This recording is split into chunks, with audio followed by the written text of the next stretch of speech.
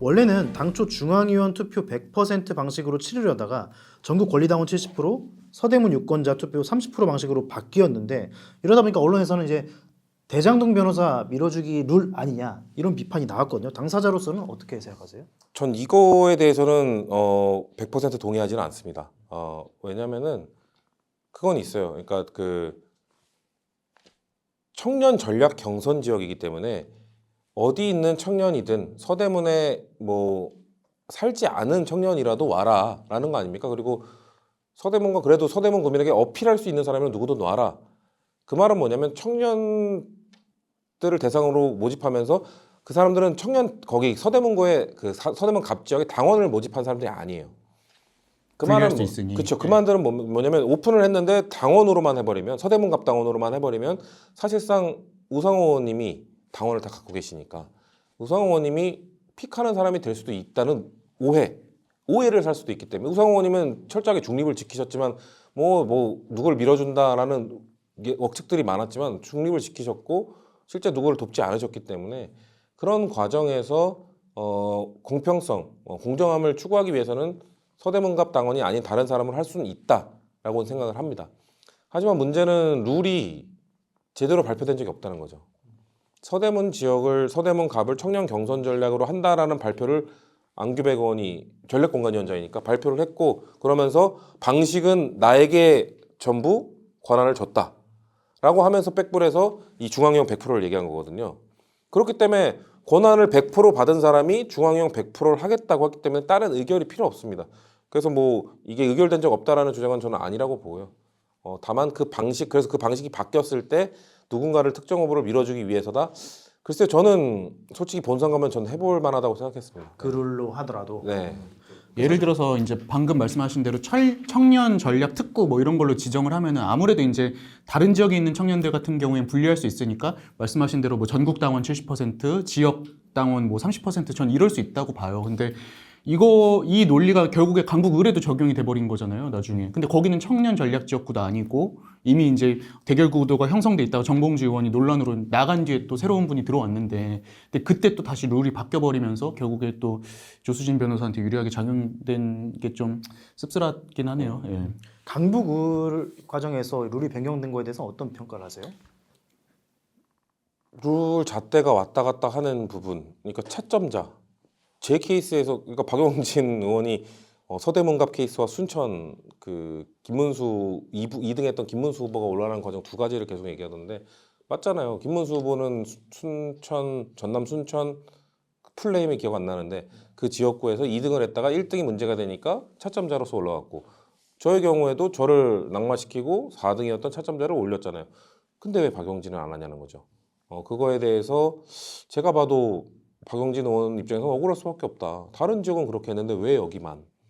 그리고 그건 있죠. 그렇게 박용진 의원을 안 주기로 결정을 해버린 다음에 다시 또 전략 경선을 하지 않았습니까?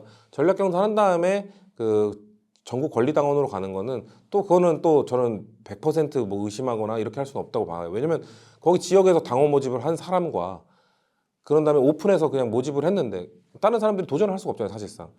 근데 또 웃긴 거는 결과는 그 지역 당원에서조차 박용진 의원이 이기지 못했죠. 그 정도로 이 당의 그 좀 강한 지지를 갖고 계신 분들의 의견이 뭔가 박용진 의원에 대해서는 뭔가 좀 바꾸자라는 의견이 컸던 것도 어떻게 보면 드러난 경선이었고 박용진 의원 입장에서 뭐 억울할 수밖에 없을 것 같아요. 근데 이제 우리 성고수님께서는 민주당에 오래 계셨잖아요. 그럼 그동안 그 뭐 16년 총선, 뭐 20년 총선 쭉 보셨을 텐데 이렇게 막 핫한 지역구에 갑자기 막 룰이 바뀌고 이게 흔한 경우인 거예요? 또룰 바뀌는 건 처음 봤고 그리고 제가 제 케이스에 대해서 설명하면서 얘기했던 게 다른 단위에서의 번복. 그러니까 제가 말하는 거는 공간이나 전략 공간이가 정한 거를 최고위가 네. 뒤집는 경우는 어느 있을 당이나 수 있죠. 있습니다. 네. 다른 단위에서 번복도 아니고 뭔가 원래 나왔던 이슈나 아니면 문제 제기에 대해서 한번 넘어갔다가 추가적인 문제 제기나 추가적인 뭔가 근거가 나오지 않았는데 그 이슈를 또 뒤집는 경우 저는 이건 본 적이 없어요. 근데 두 가지 케이스 다 저한테 해당이 되는 거였기 때문에 제가 이건 난 본 적이 없다라고 주장을 했던 거고 물론 뭐 당의 비주류나 쓴소리 내는 사람들에 대한 박해 뭐 이런 것들은 이전 정부 이전 때부터 있었죠. 근데 그때도 이렇게 감점을 한다거나 조금박해가 감점 받고 뭔가 낙선하거나 아니면 배척당한 게 아니거든요. 조금박해는 다 경선했어요. 뭔가 감점 없이 경선했어. 그 당시 조금박해라는 사람들도. 금태섭 의원은 지고 나서 그냥 나가버린 거고 김혜영 의원은 이기고 본선 나가서 떨어지신 다음에 지금 방 밖에 나가 계신 거고 그때 박용진 의원과 조홍천 의원은 경선에서 이기고 감점 없이 그러니까 그겁니다. 뭐 금태섭 의원이 그거에 대해 친문 때는 더 했다 뭐 이런 얘기를 하는데 친문 때도 박해나 뭐 그런 게 있긴 했습니다. 그렇지만 감점시키면서까지 이렇게 뭔가 불리한 지형에서 싸우게 한 적은 좀 기억은 없다. 감점도 시켰는데 심지어 중간에 또 룰도 바꾸고 막 이런 거잖아요. 네.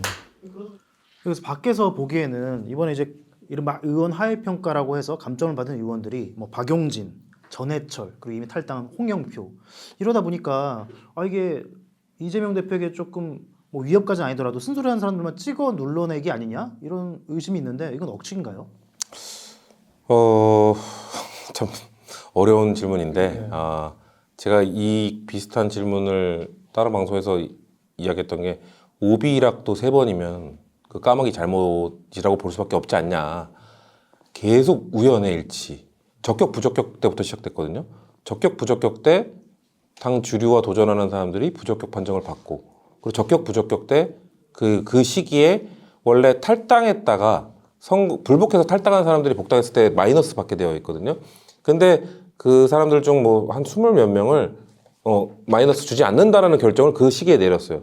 그 사람들이 공교롭게 이런 방금 말씀하신 당에 대해서 좀 비판적 목소리를 내거나 그랬던 현역 의원들을 지역에 도전하는 사람들이 있는 지역에 탈당 경력이 있는 도전자들이 마이너스 없이 가게 됐고 거기서 일단 한번 까마귀가 날자 배가 떨어졌죠. 그 다음에 그리고 그 공직자 선출직 공직자 하위평가에서 또 공교롭게 비판하던 사람 그거에 대해서는 뭐 그런 얘기했죠. 그 당의 그때 지도부 중 한 명이 나와서 가결 그때 체포동의안 그 이후에 정성평가가 이루어졌기 때문에 아마 동료 의원들의 평가가 바뀌었을 것이다 이런 얘기를 했단 말이죠. 근데 저는 그때도 그걸로 설득력이 없는 얘기다. 왜냐면 그 당시에 지금 탈당하신 김영주 의원이 들어가 있었는데 김영주 의원은 가결파가 전혀 아니었어요. 그럼 김영주 의원은 왜 빵점을 받았냐? 그거 설명 못하지 않냐? 그런 차원에서도 그 설명도 뭔가 설득력이 없고 납득할 수 없었던 거고. 그런 다음에 이제 룰 변경. 룰 변경도 하필이면 도전자가 친명이고 그 도전을 받는 사람은 비명인 지역. 그 지역에서의 룰이 바뀌다 보니까 이런 식으로 계속 의심할 수밖에 없는 상황들이 나왔으면 국민들이 그렇게 본다면은 원래 저는 그 얘기가 보니까 사실보다 중요한 건 국민들의 인식이다. 그렇게 그 정도 오비락이 계속 발성됐으면 우리가 아무리 그냥 정말 우연의 일치라고 주장해도 국민들이 어떻게 보겠냐. 그거에선 자유로울 수 없다고 생각합니다. 근데 좀 궁금한 게 공천이라는 게 결국에는 어떤 정치인 이런 표현을 하시더라고요. 공천에 큰 그림을 그린 사람이 있다. 어떤 당에도 그럴 수 있잖아요. 그럴 수 있는데 이 정도로 사실 뭐 다 티가 나긴 하지만 이 정도로 세밀하게 그다음 뭐 시나리오 이런 걸 다 준비해 놓습니까? 사실 저는 2020년 때는 지금이 주류인 사람들이 아닌 완전 그 당시에 비주류였던 분이 지금 주류가 된 거고 그땐 친문이 그때 권세를 엄청 누리던 시기 아닙니까? 그때도 좀 만만치 않게 자신들의 사람을 심기 위한 공천을 했다고 봅니다. 그때 공천도 만만치 않았어요. 뭐 근데 그때는 차라리 아예 그냥 전략 공천을 해버리거나 뭐 이렇게 룰을 바꿔서 아니면 불리한 지형을 만들어 놓고 싸우게 하진 않았던 것 같아요. 그냥 누가 보기에는 그게 더 뻔뻔하다고 생각할 수도 있죠. 그냥 꽂아버렸으니까. 꽂아버리거나 당원으로 찍어 누르거나 했던 것 그렇죠. 같은데요. 근데 근데 또 보기에 따라 다를 것 같아요. 근데 어쨌거나 양 진영 모두 지금 그때의 주류와 지금 주류 모두 저는 상당히 좀 강압적인 방식으로 공천을 진행한다라고 저는 느끼고 있어요. 네. 근데 흔히 언론에서는 이제 비명계로 꼽히기도 하지만 문재인 정부 청와대에 있었기 때문에 뭐 범친문 아니냐 우리 선고수님을 두고. 아니요, 저는 그때도 문재인 정부에도 비판적 목소리를 냈었고 쓴소리했기 때문에 그때도 비문이었죠. 예. 비문 비명. 비명. 그 되게 흔치 않은 포지션이죠. 예. 흔치 않고 소신이 있지만 순탄치 않은 행보를 소장파 전문이죠. 소장파 예. 전문. 그 비주류 전문입니다. 예. 제가 그래서 아까 처음에 우리 이동수 작가께서 저를 설명할 때 뭐 격려로 보면 엘리트처럼 보일 수 있으나 저는 철저하게 비주류 속에서 그래도 가장 싸울 수 있는 건 많이 쌓은 사람일 뿐이지 비주류의 길만 쭉 걸었고 있습니다. 쓴소리를 아끼지 않는 대표 소장파다. 이렇게. 세계보면 우리 고수는 늘 비주류를 응원합니다. 그리고 선호하고. 그리고 항상 그런 분들만 나오죠. 비주류만 나왔어요. 주류들이 피하는지 네. 주류들이 잘 안 나오는데, 근데 제가 그 민주당 당원이라고 내가 한번 생각을 하고 보면, 아니 그 문재인 대통령이나 심지어 이재명 대표까지 그렇게 가열차게 비판했던 이현주 전 의원은 지금 조금 유리한 밭에 공천을 받았고, 결과적으로 오히려 뭐 홍영표, 박용진, 전해철 이런 분들은 지난 4년 동안 나름 민주당을 위해서 나름 열심히 일을 한 분 아니에요? 이거 좀 이상하게 보일 수도 있을 것 같은데요. 그러니까 저는 지금 이재명 지도부 이전에 그 친문 때부터 만든 거예요. 전 이런 문화를 만든 친문 지도부부터 저는 사실 비판을 합니다. 그때부터 그 문재인 대통령 됐을 때 이런 얘기하면 또 친문 지정초차도 또 저를 욕하겠지만 그때부터 대선 때 줄을 세웠어요. 그래서 과거는 상관없어요. 충성해 안 해. 그때부터 이제 이 개파가 무슨 파가 있는 게 아니라 완전 주류인 파가 있고 앞으로 우리한테 같이 할 거야 안 할 거야를 물어봐서 yes or no를 강요하는, 그렇게 치면 그때부터 추미애 전 장관 대단하죠. 추미애 전 장관 노무현 대통령 탄핵 소추를 이끌었던 사람인데 친문 진영으로부터 어떻게 보면 충성하겠다는 뉘앙스를 비치고 나서 거기서 받아들이지 않았습니까? 그래서 친문 지지자들이 그때 문구로 소리였나요? 그런 분들이 당대표로 만들어주지 않았습니까? 그런 문화 그때부터 시작된 겁니다. 아니 저는 추미애 전 장관은 진짜 대단한 것 같은 게 그때만 해도 거의 친문의 선봉에 서서 이제 검찰이랑 싸우고 했잖아요. 근데 제가 저번에 말씀드린 게 무슨 출판 기념회 갔는데 오신 거예요. 근데 문재인 대통령이 안이한 태도를 갖고 있어서 우리가 막 12.12 사태를 맞았고 윤석열 대통령이 탄생한 거다 이러더라고요. 그래서 전 그거 보면서 문재인 대통령이 이거 들으면 진짜 속이 뒤집어지겠구나. 아니 공개적인 석상이었어요? 예, 그러니까 출판 기념회 이렇게 유튜버들도 와가지고 다 찍고 있는데 그 얘기를 하셨다니까요. 저는 그 오프 더 레코드로 말한 줄 알았는데. 아닙니다, 진짜로. 예. 그러면 그 논리대로라면 문재인 전 대통령이 최규하 전 대통령 아닙니까? 그렇죠. 그 추미애 장관 네, 그 정도 굉장한 공천을 분이죠. 받으셨어요. 네, 대단하신 분인 것 같아요.